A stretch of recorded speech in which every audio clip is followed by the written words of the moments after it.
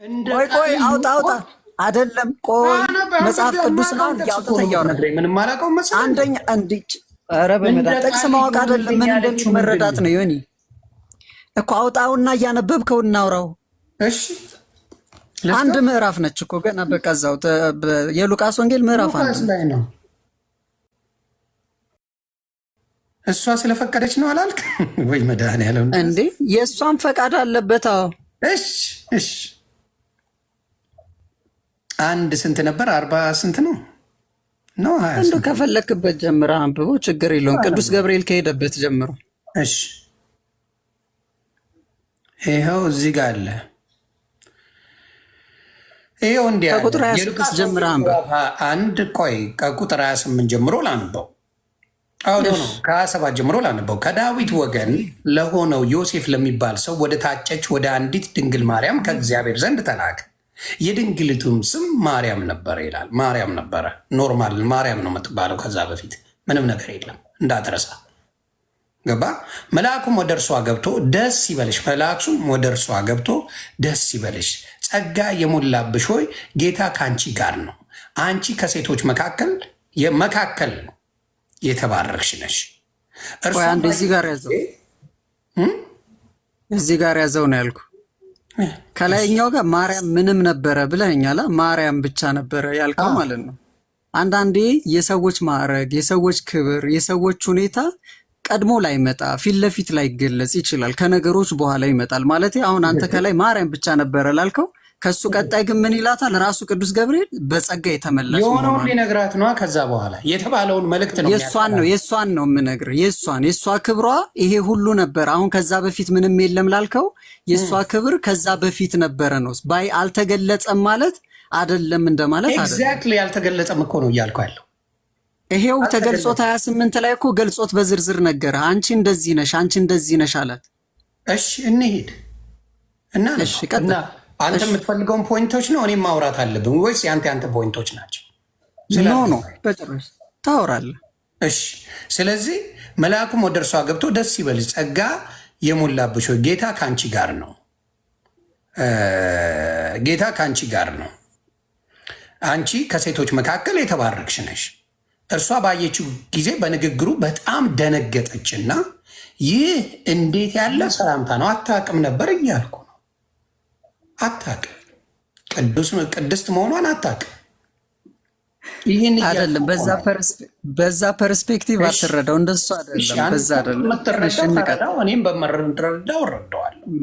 መልካምሽ የግል እንትን ይሆን። ይህ እንዴት ያለ ሰላምታ ነው ብላ አሰበች። መልአኩም እንዲህ አላት፣ ማርያም ሆይ በእግዚአብሔር ፊት ጸጋን አግኝተሻልና አትፍሪ ብሎ ነገራል። እሺ ኢየሱስ ትይዋለሽ። እርሱ እዚህ ጋር ነው ብዙ ፖይንቶች አሉት። እዚህ ጋር ስማ፣ እርሱ ታላቅ ይሆናል፣ የልዑል ልጅም ይባላል። ጌታ አምላክም የአባቱን የዳዊትን ዙፋን ይሰጠዋል፣ በያዕቆብም ቤት ላይም ለዘላለም ይነግሳል፣ ለመንግስቱም መጨረሻ የለውም። ቆይ እዚህ ጋር ያዘው እዚህ ጋር እሺ። አሁን እንደምታረግዝ ነግሯታል፣ እንደምትጸንስ ነግሯታል። ከዛ ክብሩ ምን እንደሆነ ስሙ ማን እንደሆነ ሁሉንም ነገር ነግሯታል። አሁን እዚህ ጋር አጸነሰች፣ እሷ አልጸነሰች? ጸንሳለች። አሁን እዚህ ላይ ጸንሳለች። እዚህ ጋር እነያ እስከዚህ ሰዓት ባለው አሁን እስካሁን ባወራው ቦታ ላይ ኢየሱስ ክርስቶስ ወደ ድንግል ማህፀን ገብቶ ተጸንሷል። ቆይ አሁን እስካለው ነው የምልህ፣ እስካለው ድረስ አሁን እናነባለን እኮ እንቀጥላለን። አሁን አንተ እስካነበብክበት ቆያ ዮኒ እንደዛ አይደለማ። መጽሐፍን የምንረዳው አይደለም። የምር ችግር የለውም። ለእንትኑ ይሄ ፈን የምታረግበት መንገድ ተቸግሬ አይደለም ዮኒ፣ ተግባብተን እንድንሄድ ስለሆነ ለመማማር ስለሆነ አይሻልም? ላምብባ አይዞህ ኦኬ። ማርያም መልአኩን ወንድ ስለማላውቅ ይኸውልህ በያዕቆብ ቤት ላይ ለዘላለም ይነግሳል፣ ለመንግስቱም ፍጻሜ የለውም አለ። ምን አለች? ከዛ ማርያምን መልአኩን ወንድ ስለማላውቅ እንዴት ይሆናል አለችው። ስለዚህ ወንድ ዛት ሚንስ አሁን አልተረገዘም ማለት ነው አይደለ? ኖ አሁን እሺ ያን ቆይ እሺ ወደ ቀለል ላርግልህ። ቆይ ተረግዟል። አሁን እዚህ ጋር እሷ ቆይ እሺ፣ ጥያቄውን ቀለል ላርግልህ። ይሆን እንደሱ በመሆን አይደለም። እሺ ባይብል እንደዛ አይደለም። አሁን ቅዱስ ገብርኤል ይሄን ሁሉ ሲናገራት እሺ ይሁን ብላ ተቀብለዋለች። እስካሁን ድረስ ባለው ስትሰማ በጣም የሚያማልሉ ቃላቶች፣ እጅግ በጣም ሰዎች ሊቀበሏቸው የሚችሉ ነገሮች ናቸው። የምትወልዱ የእግዚአብሔር ልዑል እንደሆነ፣ ስሙን ኢየሱስ እንደምትለው፣ የዳዊትን ዙፋን የሚወርስ እሱ እንደሆነ፣ በጣም ታላቅ እንደሆነ ይሄን ሁሉ እየተነገራት ነው፣ ለአንዲት ብላቴና ልጅ ማለት ነው። ይሄ ሁሉ ሲነገራት ግን እሷ ወንድ አላቅም ነው አይደለ እያለችው ያለችው። ለምን እንደዛ አለችው እንጂ እሺ ብላት አልተቀበለችው ማለት። ለምን እንደዛ አለችው? እንጨዋወታ። እዚህ ጋር የምነግርህ እዚህ ጋር ለምን መሰለ የሚታወቀው በማንኛውም ዘመን አሁን ቴክኖሎጂ ተቀይረው ነው እንጂ በዛ ዘመን ከወንድ ጋር ያልተኛ ሴት አታረግዝም አለ። ተሳሳት ኮይ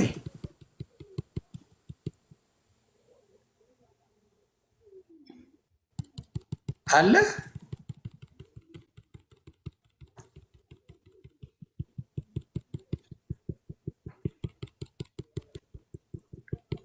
እሱ እስከሚል ሌላ ነበው።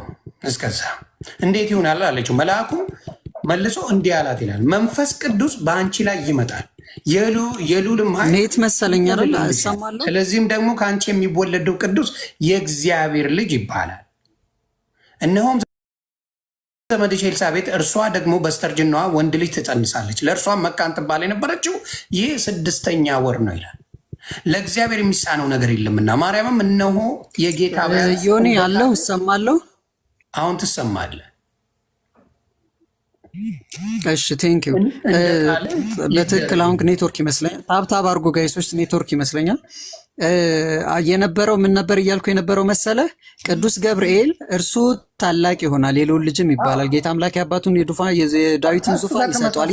በጣም የሚያማልሉ ቃላቶችን ነው ሲነግራት የነበረው ማለት ነው። እኔም ደግሞ አንድ ነገር ልበል እዚህ ጋር ይሄንን ሁሉ ሲናገራት እኔንም አንድ እየሰማኸኝ ብራዘር፣ ምን መሰለ በእሷ ፍቃድ ነው የተደረገው ካልክ፣ እሺ እሰማለሁ።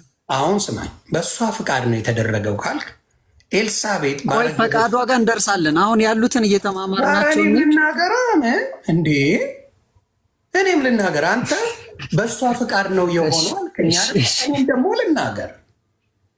እሱን እኮ ላስረዳህ ነው እኔ። እሺ ተናገር። እሺ አልችልም እንደ አንተ ብቻ ነው መጽሐፍ ቅዱስ የምታነበው? እኔስ ማስረዳት አልችልም ወይ? አረ እንደዛ አይደለም። አረ በዛ ፐርስፔክቲቭ አይደለም። ትንሽ ይቅርታ። እኔ እኮ ግራ። እሺ ይቅርታ። እሺ ይቅርታ። እሺ ይቅርታ። እሺ ይቅርታ ብለኛል። ቆይ ታንኪ በእሷ ፍቃድ ነው ብለሃል። እኔ ደግሞ ምሳሌ ላምጣልህ። ኤልሳቤጥ